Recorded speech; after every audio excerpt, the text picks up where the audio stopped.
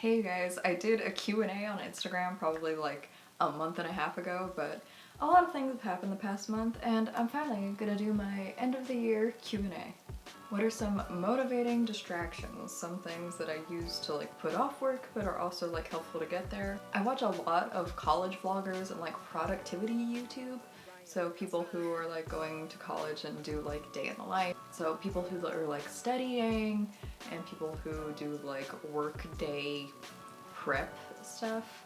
That's really helpful for me. I also really like the College Info Geek podcast. That's really helpful. Cortex, I don't know how many times I've re-listened to that podcast because it's just helpful for me to hear other people's productivity. That's always just really nice for me to get new ideas and get some freshness into my routine and get me motivated to like edit videos. Especially now that I'm doing stuff for People Be Like. This is a thing that a lot of you probably don't know if you don't follow me on like Instagram and Twitter. I started doing social media for People Be Like. So if you want to follow that Instagram and my Twitter, People Like Will, you can see all my fun edits and the updates whenever new videos come out. Another question was advice on convincing yourself that you are professionally qualified for literally anything. Pretty much, if I've been doing it for a while and people seem to enjoy it, that makes me feel like I'm pretty qualified. Like at this point I feel like I'm pretty decently qualified to give people advice on like analytical type of things, like analysis essays. I feel like I'm pretty decent at those because I spent my whole degree doing that. Doing creative writing. I feel pretty decent giving people critiques on it, at least to like find whatever voice and whatever you're trying to say in like your preferred medium. I try and do really constructive criticism and try and help people get more towards a place where they feel comfortable with their work than necessarily trying to guide people towards my style of work. I think that that's more productive in doing creative things, so I feel pretty good about those, like helping people and mentoring them with writing. I feel like that's something I'm okay with because I've have a lot of practice doing it. Same thing in the vein of social media. That's what I'm really trying to go towards in my career right now. I've been doing social media for myself since social media has existed pretty much. And I feel like I did a pretty good job with the SP7 fan Twitter, and by making fan videos, I feel like those did pretty well when we were trying to get SP7 nominated for the Streamies, and during the whole time during the Streamies that I pretty much just like helped like raise awareness. And same thing with the project that me and Fareed did for the SP7 notes on that big board from RTX. Just the fact that we were able to put that together with like the Discord and like fan communities, I feel like I have a pretty decent feel on what people are like in communities and what people tend to enjoy in community kind of content and what kind of deters people from Twitter and Instagram. And even though it's not necessarily what I do on my Instagram, because mine's like a poetry one and kind of like a blog type of thing, I feel like I know how to do that for like YouTube channels and other kind of like media and businesses. So that's kind of what I'm pivoting towards in my career, and I'm pitching myself as like a social media manager, especially now that I'm doing that for People Be Like. I have my examples of like the SP7 one, the fact that I've been making videos for several years, the fact that I have my own, if not small, podcast is still something that's significant to a lot of people.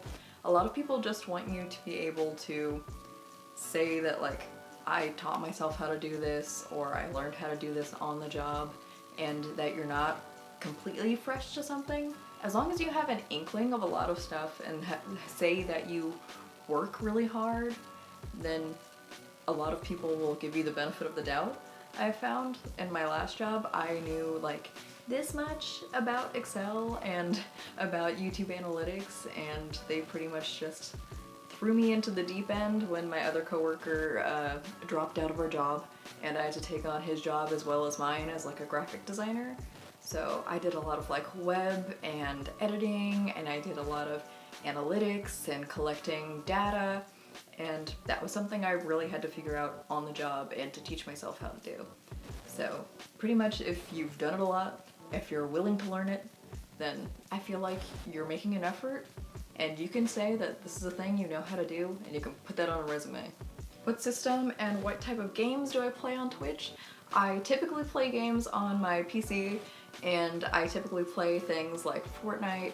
I play a lot of League now. I play a lot more TFT, which is Teamfight Tactics. It's like a side game of League of Legends. It's hard to explain. It's more of a, what are they called?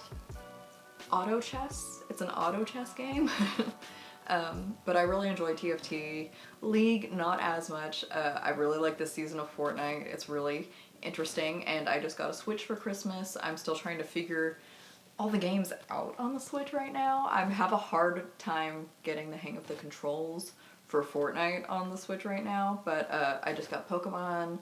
I'll be playing Pokemon Sword, more Zelda Breath of the Wild. I just had a stream yesterday, and I'll be streaming again. I'm gonna be playing more Mario Kart. When it comes in April? March? I'll be playing Animal Crossing. But otherwise, what do I play? I play Overwatch on occasion, Left 4 Dead, especially when it's Halloween season, because Left 4 Dead 2 is one of my favorite games. And I'll eventually be playing Dragon Age, because one of my best friends, Edgar, has been recommending it to me for the longest time, and I own it now, and I really need to play it. What is my favorite anime? I haven't watched a full anime in a while, but of the last ones that I watched a lot of shoujo, and I do watch them. I like slice of life anime. So my favorite one that I remember watching a while ago is probably Toradora.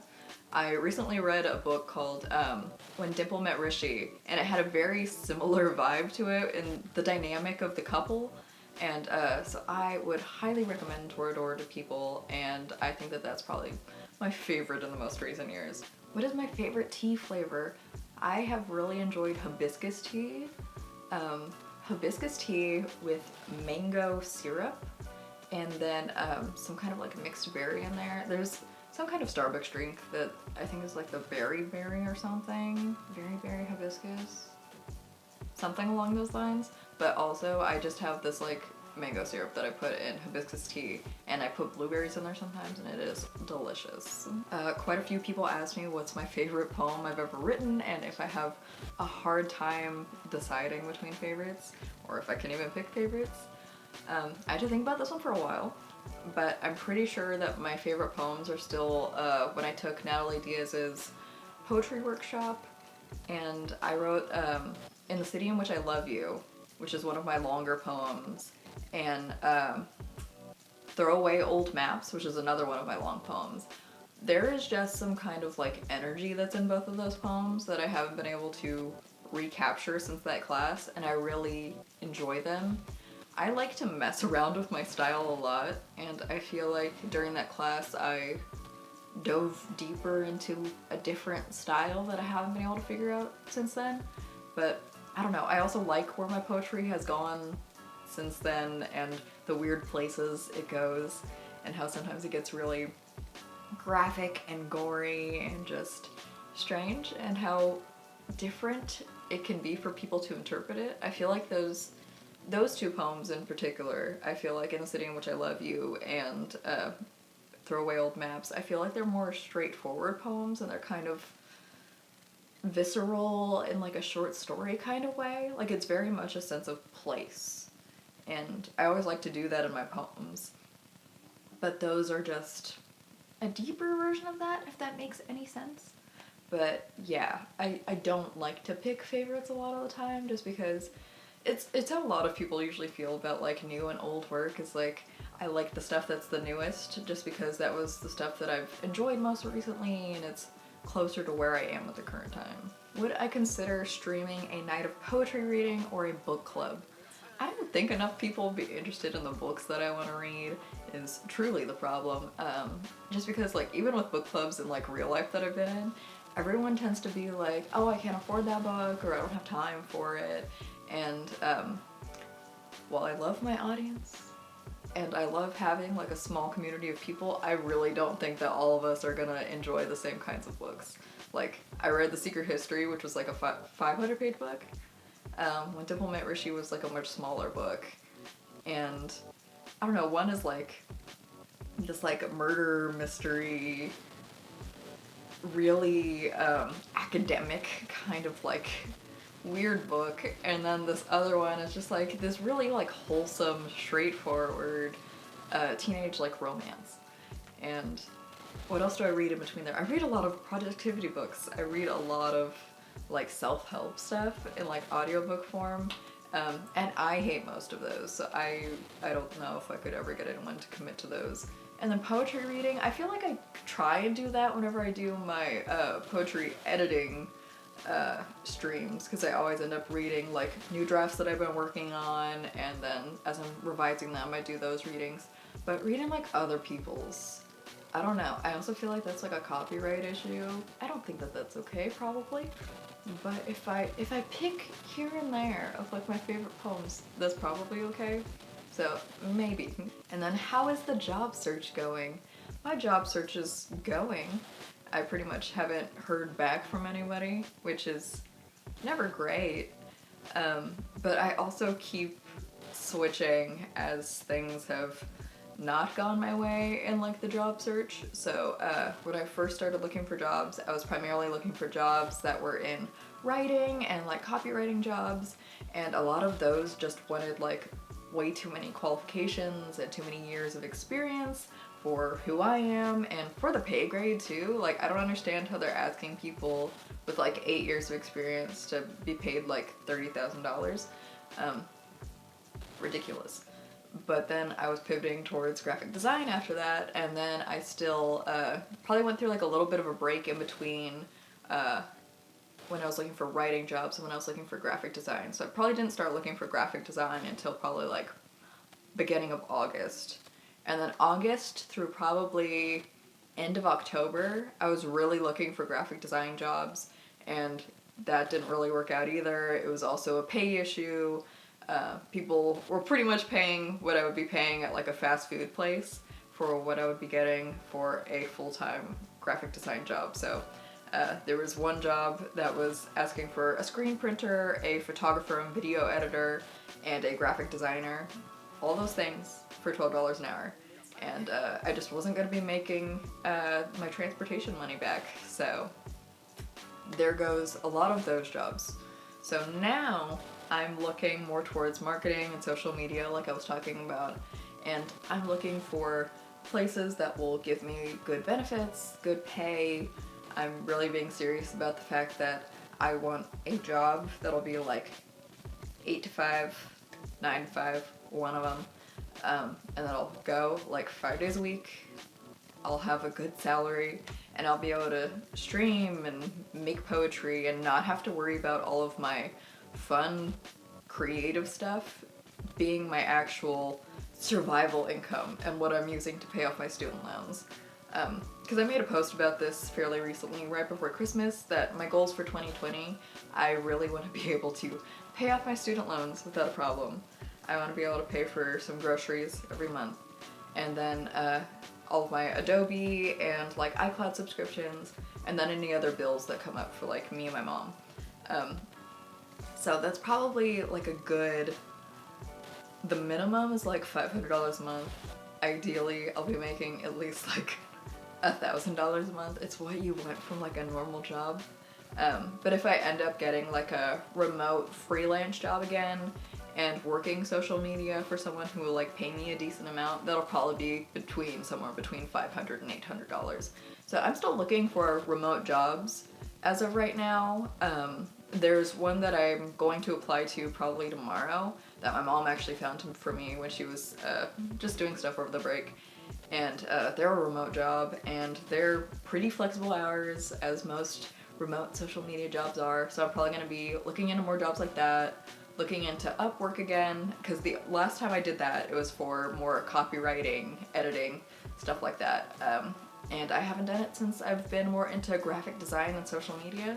So I'm probably going to make a page for that kind of thing when it comes to working, and I'll keep you guys updated because I will be applying to more and more jobs, but until then I've kind of committed to the fact that I want to stream a lot more this spring, and I want to be just working on stuff that I enjoy and working with people that I enjoy.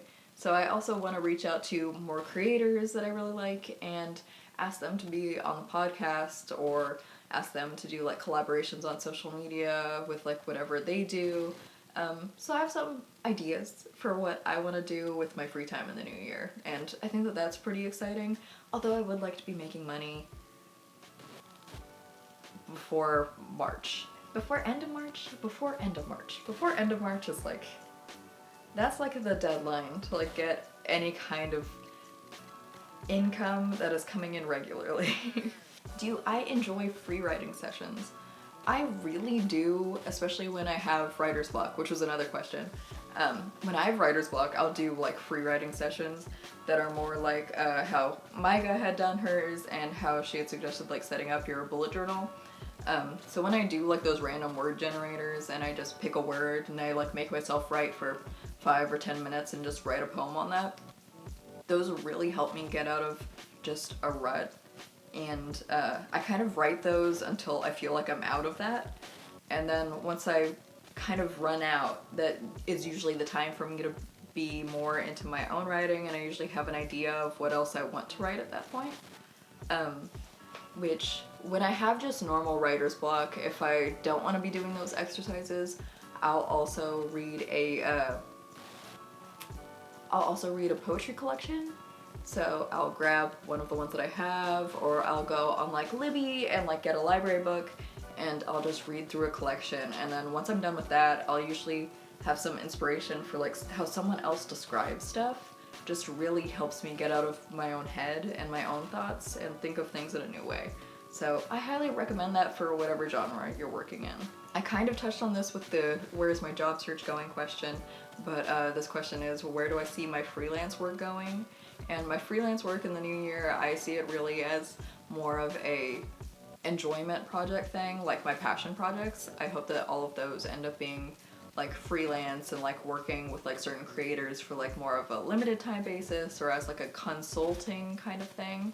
I've done that more and more with certain creators. Like I've helped people with their Patreon pages, or I've helped people figure out their social media pages and their branding strategy, because I did that at my last job too. I was kind of in charge of branding for our graphic design, and I'd make sure that everything was kind of up to the standards for the business school and to match up with like our own like personal channel and all of our social medias, and make sure that all the print was just like, we have a strategy, we have fonts that we go to, we have certain templates and things like that. So I like doing those things, and I want to do more of that in the new year. And I want to take that on more as like my freelance business and try and market myself as that. Yeah, and that's what I'm really trying to do more. But I really hope that I don't have to rely on it for like a high income and take on a bunch of clients. I'd prefer to take on fewer clients at a more like frequent basis. So if people need something this month and then they don't need something next month, and the next month they need something, like we could just kind of work together on like certain projects or certain questions that they have.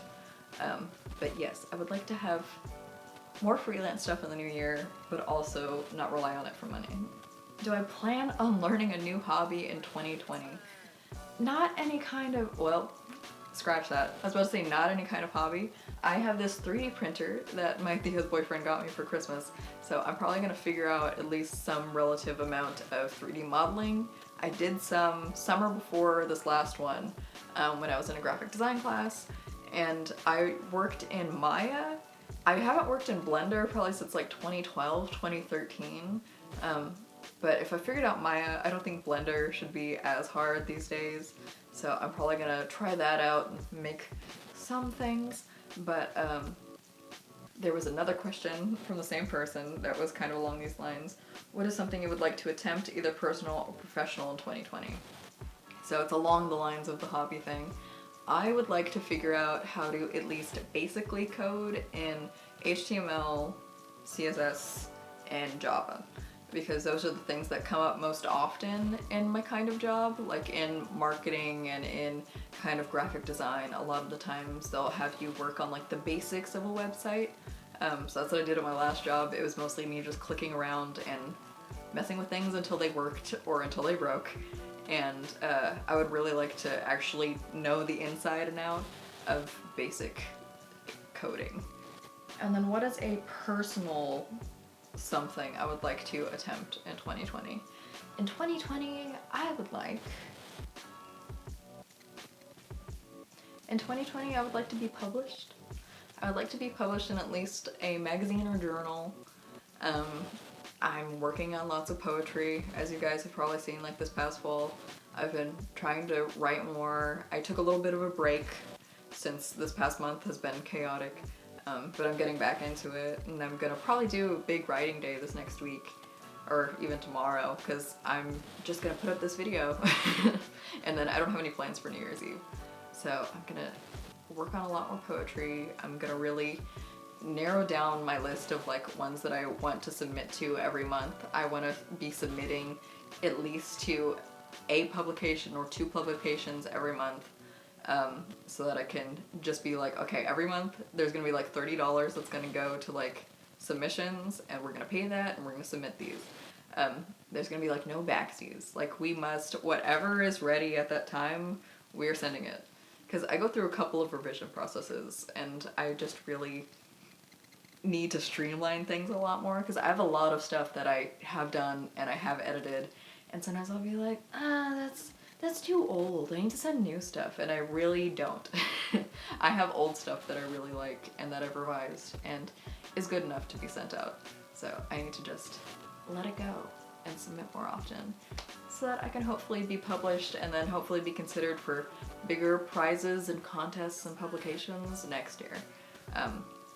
Because maybe next year we'll consider trying to get a chapbook published, which is a smaller book of poetry that's anywhere from like 15 to like 60 pages of just a poetry collection. And yeah, that's exciting and scary, but maybe next year. Or not next year, this next year, next year after this next one. I'm very confused because it's like the last day of 2019. And this is the last question, which probably sums up everything else. How do I describe myself with all the things that I do? I have a very hard time putting myself under any umbrella besides like creator, because there's very much like a part of my identity that I have a hard time separating out. Because some people, or a lot of people have like their job, and then they have like what they enjoy doing, and there's a separation between it. But especially because I've been working from home for so long, and like I've been out of college and everything I do is like a passion project and like art and like enjoyment, everything I do is kind of making stuff, and that's like all I'm thinking about all the time. All I'm thinking about is making videos and streaming and making art and writing poetry and submitting art and submitting poetry and getting something published and getting something up and sharing stuff with other people and what other creators are doing and what like is online and what I can do with these analytics. Oh, but that's also something I want to do for freelance. Like, it all kind of blends together. And so I say creator. Do I identify? For so long, I identified as a writer. So that's when I started doing more art, I really tried to put myself more under the creator umbrella so that I wouldn't box myself in as just a writer.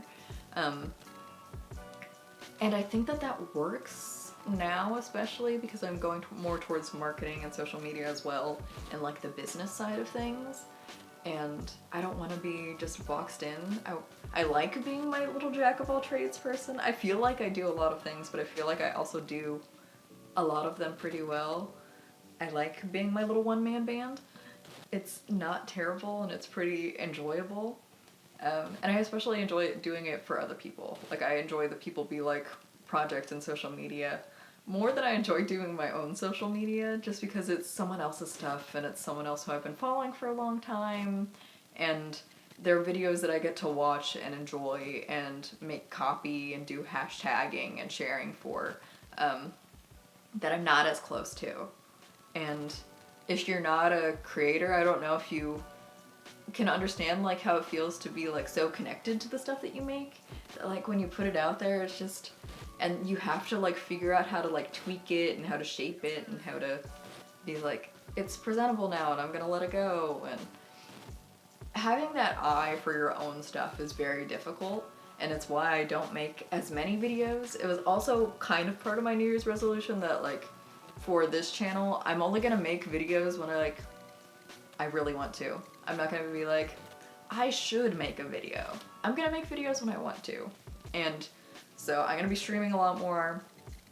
Like I said, I'm gonna be on like Twitter and Instagram and trying to do more of those things with other people, collaborating, and doing more blog posts in 2020 definitely.